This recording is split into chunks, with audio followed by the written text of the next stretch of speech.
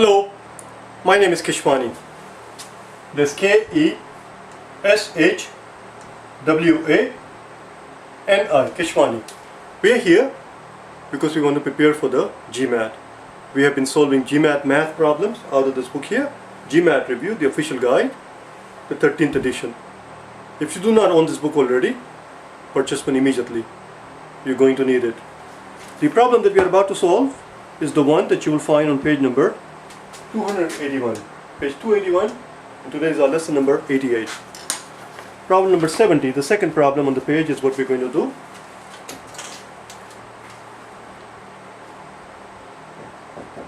We are told that a group of men and women have just taken an exam. We are told that the overall average, the group average, they call it, the group average, they tell us, let's call it A subscript G, we are told is 80. The question simply is the average for women, let's call it AW, greater than 85? That's all they are looking to see. Is the average for female more than 85? Let's see what they tell us. In the step number 1, they tell us that the average for men is less than 75. Is that enough for us to know whether or not the female is scored on average more than 85? Well, let's find out. Let's make up a couple of scenarios and see what happens. Now, when you're making up this couple of scenarios, you want to keep two things in mind. First of all, you want to keep your numbers simple so that calculation is very, very straightforward. Secondly, you want to accentuate the extreme possibility that might exist in theory. Do you understand? You want to accentuate, you want to bring it out, you want to highlight it, you want to underscore it. Accentuate was the word that we learned on day number 40 in our vocabulary lessons, in case you want to learn it properly. Just type in vocabulary, my name, Keshwani, and then put in vocabulary, day 40, and you will learn this word along with some other interesting word if you're interested in expanding your vocabulary. Let's take a look at the scenarios here. Here's scenario 1, and here's scenario 2. Now, like I said,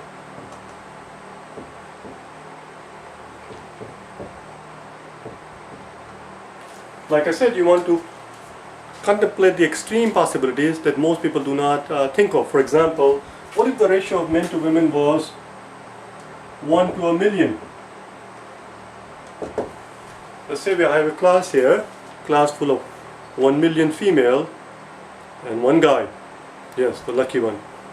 Yes. Well, he may be a lucky one, but he's not too bright because he scored less than 75. He scored less than 75. Let's pretend that he scored 74. The overall average, we are told, is 80. So let's pretend that all the females scored 80.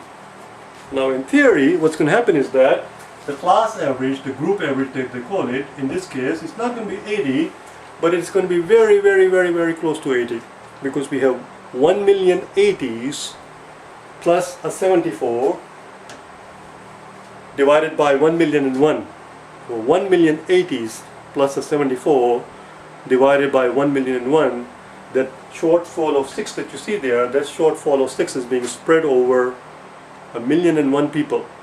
The overall average is going to be very, very, very close to 80. So I'm going to pretend that it is 80. So class average is 80, as you can see here, but the average for female is not over 85. Average for female is 84. This is the average for female. Let's put it here. The average for women. And this was the average for men. As you can see, that's a W. As you can see, the average for female here is not more than 85. Now let's look at this scenario. In this scenario, we'll go to the other extreme. Instead of 1,000,000 to 1, let's talk about a scenario of 1 to 1. So here, we are told that the men scored less than 75. Let's pretend that he scored 74. Well, if he scored 74 and the class average is 80, he's 6 points short of class average. Somebody has to make up for that extra 6 points in the class. Well, that somebody is the girl, because there's only one boy and one girl, which means she must score 80, her average, plus a 6. 86. She must have scored 86, as you can see here. 74 plus 86 divided by 2 equals 80. So in this case, yes, the average of women is more than 85, it's 86. But here it is not. So the first statement is not enough. First statement is not enough for us to be able to answer if the average for female is greater than 85 or not. A, D, B, C, E. Since the first statement by itself does not work, the answer cannot be A or D. It will have to be B, C, or E. Let's look at second statement. Now listen, if you still do not know what I'm doing here, when I put down here A, D, B, C, E, you hear me say this thing in every data sufficiency video, make sure you watch the introduction and you will understand what I'm talking about here. Just type in my name again, Keshwani, and then type in data sufficiency intro and watch that video. Let's look at second statement. The second statement they tell us, that there are more men. Well, if there are more men than female, there are more men than women, is that enough by itself for us to know if the average for the female is more than 85? The answer is no. We know nothing about the average of men. What if all of these men, for example, they say that there are more men than women. What if we had 1,000,000 men and one female, and all of these men had a perfect score of 100? If all of them had a perfect score of 100, and since the overall average is 80, this female somehow managed to score a very large negative number. Let alone being more than 85, it's not even positive, because we have 100 times 1,000,000. You get the idea. This is going to be a very large negative number to compensate for the fact that all of these guys are scoring 20 more points than the class average, which means she must have bombed it in a way that no person has ever bombed it, some huge negative number. I'm just being silly, but you understand that's what you want to do. We cannot tell for sure if the female average is more than 85 because we know nothing about the men's average. So the second statement by itself is not enough. Answer cannot be B. Let's put them together. Now when we put statement 1 and together, when we put statement 1 and 2 together, now we do get someplace, because now we know that the average for men is less than 75, and I should not say less than 75. The emphasis is not on the fact that they scored less than 75. Emphasis on the fact that the average for men is less than the overall average, which is what they're calling the group average, because the group average is 80. So not only the men managed to score less than the class average, but there not right, but and there are more of them. There is a hell of a lot more men than there are female, and each one of them is scoring below the class average, which means to make up for that, the female would have to score more than 85, because 85 would have been the required average for them if the number of male and female were equal. I'm going to show it to you on the top.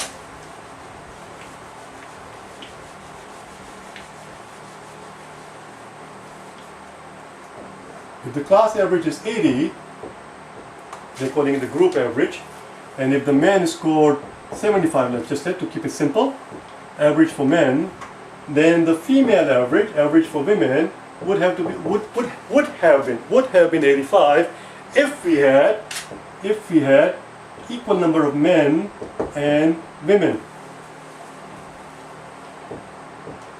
If we had equal number of men and women.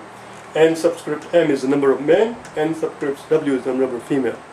But because we have more men than women, they're pulling the average down.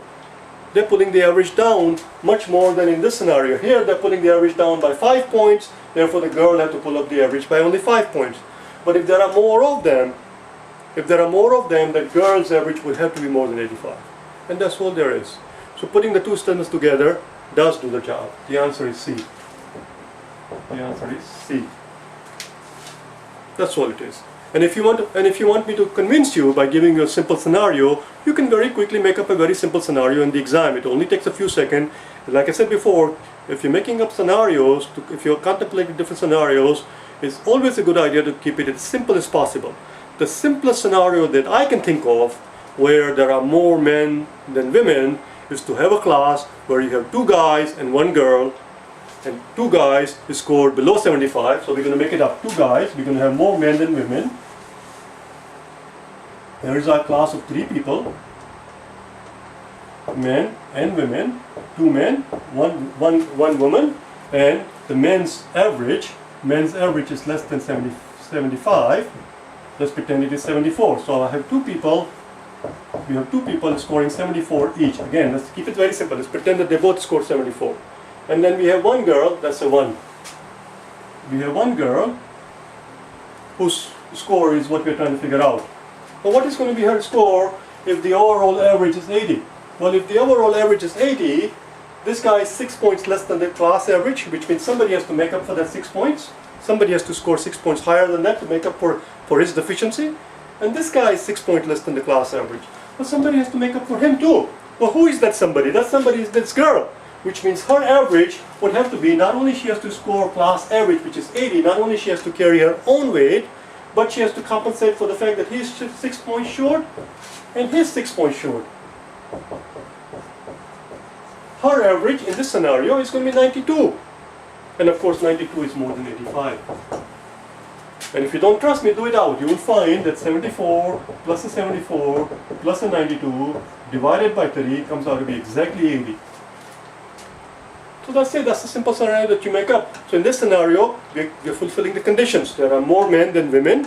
Men are scoring below 75. Therefore, women will have to score more than 85. So putting the 2 statements together, it is enough to answer the question, did the female score more than 85? The point here is not that the answer is yes. The point is we are able to say either yes or a no. Here it turns out to be yes, because of the fact that we have 2 important bits of information. First, we know that the men's average is less than 75, and secondly, that there are more of them. That's all we need. Okay? I'll see you tomorrow. Bye now. I know sometimes I tend to explain too much, but I'd rather take that risk than the other way around. I'll see you tomorrow.